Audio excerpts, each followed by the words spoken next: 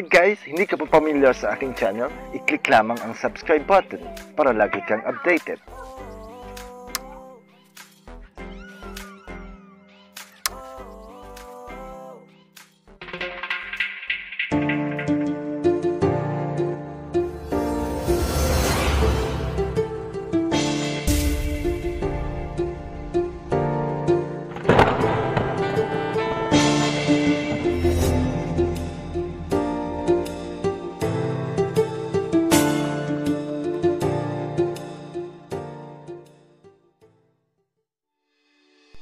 So, eto na guys. Tandaan, pag sumabag ka sa ganito, dapat nakahanda ka.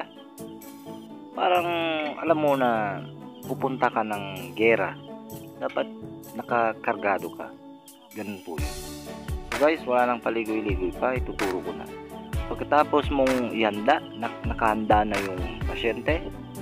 Ayan, kung kunwari may tao na gumagambala na tatawagin mo o para makasigurado ka. Ito na po yung orasyon na itatapal mo. Iusalin lamang po ito sa isip, tapos ibuga po ito, ihip sa tuktok ng pasyente. Ito na po. Matam-mitam-mikam, magmamitam, maem-pumaem, alamurog nilam, momomom. Matam-mitam-mikam, magmamitam, maem-pumaem, malamurog nilam, momomom. Matam-mitam-mikam, magmamitam, maem-pumaem, malamurog nilam, momomom. Usalin po yan ng 3 beses, tapos iihip sa tuktok ng ulo ng pasyente. Pagkatapos po, simulan nyo na ang panawag.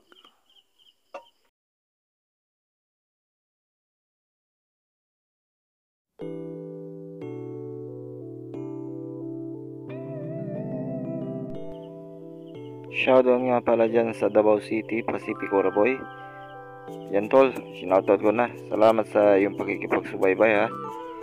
Guys, supportan po natin tong channel na ito sa lahat ng dumalaw rito sa aking tahanan. Subscribe naman guys. Click mo lang subscribe button para lagi kang updated. Abangan ang lahat ng mga video na marami pa po akong maituturo sa inyo. Basta laging tatlaan yung mga nandyan pa sa debosyon, sikapin nyo po talaga. Dapat wala pong patlayan ha, para hindi nyo mababasag yung sarili yung daan.